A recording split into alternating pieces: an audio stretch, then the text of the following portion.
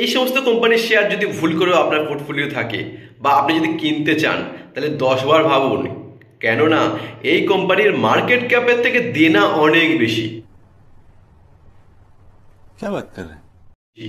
আমি আপনাকে ছোট একটা স্টোরি বলি। আপনি কোনো একটা কোম্পানিতে টাকা লাগাচ্ছেন, অর্থাৎ কোম্পানির শেয়ার হোল্ডার হচ্ছেন, কোম্পানির ভাগিদারি নিচ্ছেন। তাহলে সেই কোম্পানির মনে করে নিন মূল্য 100 কোটি টাকা, কোম্পানির মূল্য 100 কোটি টাকা, এবং সেই কোম্পানি যদি দেনা থাকে 150 থেকে 200 কোটি টাকা, তাহলে সেই সমস্ত কোম্পানিতে যদি আপনি ভাগিদারি নেন, তার সাথে ভাগে ব্যবসা করেন, তাহলে আপনার কি কোনোদিন লাভ হবে?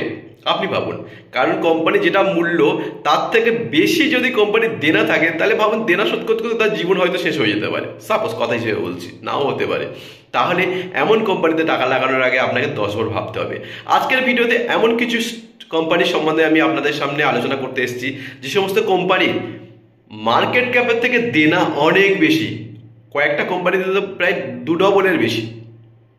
মানে মার্কেট ক্যাপ 96,000 কোটি টাকার কাছাকাছি, আর দেনা 2,33,000 কোটি টাকার কাছাকাছি। চলো আমি এক এক করে আমি আমার কম্পিউটার স্ক্রিনে আপনাদেরকে কোম্পানি সম্বন্ধে আলোচনা করব, যাতে আপনি ভুল করে এই ভুলটা না করেন। চলো প্রথম দেখে যে নেওয়া যাক। স্টকটার সম্বন্ধে আলোচনা করব, যার মার্কেট ক্যাপের থেকে দেনা অর্থাৎ বরিং অনেক বেশি, দেখে নাও। স্টকটার নাম ভোডাফোন আইডিয়া। তোমরা সবাই চেনো, মার্কেট ক্যাপ 96,859 কোটির কাছাকাছি মানে মার্কেট ক্যাপ এটা। আর দেনাটা দেখে নাও। চলো দেনা তোমাদেরকে দেখিয়ে দিই। দেনা দেখে নাও, টাকা লাগানোর আগে 10 বার এগুলো দেখবেন। দেখো দেনা মানে বরিং।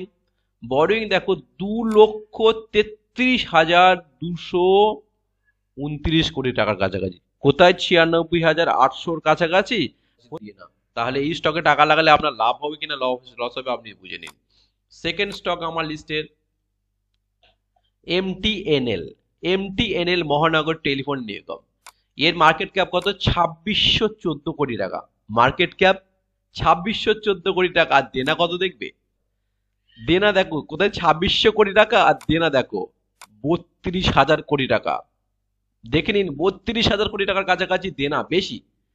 আর মার্কেট ক্যাপ কত? মার্কেট ক্যাপ শুধুমাত্র 2,600 কোটি। কোথায় 32,000 কোটি দেনা, আর কোথায় 2,600 কোটি মার্কেট ক্যাপ? তাহলে এখানে টাকা লাগালে আপনার টাকা বাড়বে না কমবে আপনি বলুন। তারপরে স্টক দেখে নেওয়া যাক জিএমআর।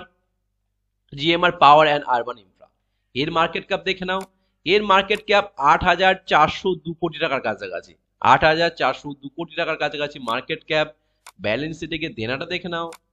দেনা দেখে নাও কত? দেনা আনুমানিক 10,259 কোটি টাকা কাছাকাছি। মানে মার্কেট ক্যাপের থেকে অনেক বেশি দেনা। তারপরে যে স্টকটা আছে আমার লিস্টে সেটা দেখে নেওয়া যাক রেন ইন্ডাস্ট্রি। রেন ইন্ডাস্ট্রির প্রথম দেনাটা দেখায়, উল্টো করি। দেনা দেখে নাও কত? দেনা 9,749 কোটি টাকার কাছাকাছি। আর মার্কেট ক্যাপ কত?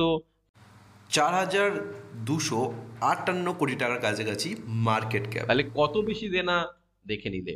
তারপরে স্টক দেখবো দিলীপ বিলকন। দিলীপ বিলকনের দেনা দেখে নাও। দেনা 9,525 কোটি টাকার কাছাকাছি আনুমানিক। আর মার্কেট ক্যাপ কত? মাত্র 7,930 কোটি টাকার কাছাকাছি। তারপরে স্টক নাম পিএনসি। পিএনসিতে গিয়ে দেখি কি আছে। পিএনসি পিএনসির মার্কেট ক্যাপ কত দেখে নাও? 7,342 কোটি। পিএনসি ইনফ্রা 7,342 কোটি টাকার কাছাকাছি মার্কেট ক্যাপ। আর দেনা দেখে নাও। দেনা হচ্ছে কি অনেক বেশি, 9,364 কোটি টাকার কাছাকাছি। তারপরে স্টক ইফ্লেক্স। ইফ্লেক্স লিমিটেড। এর মার্কেট ক্যাপ কত? 3,977 কোটি টাকার কাছাকাছি। আর ব্যালেন্স শিট মধ্যে গিয়ে দেনাটা দেখে নাও। দেনা কত বেশি দেখো? 8,353 কোটি টাকার কাছাকাছি। তারপরে স্টক দেখে নেওয়া যাক জেন ইরিগেশন। এর মার্কেট ক্যাপ কত আছে? 3,659 কোটি টাকার কাছাকাছি।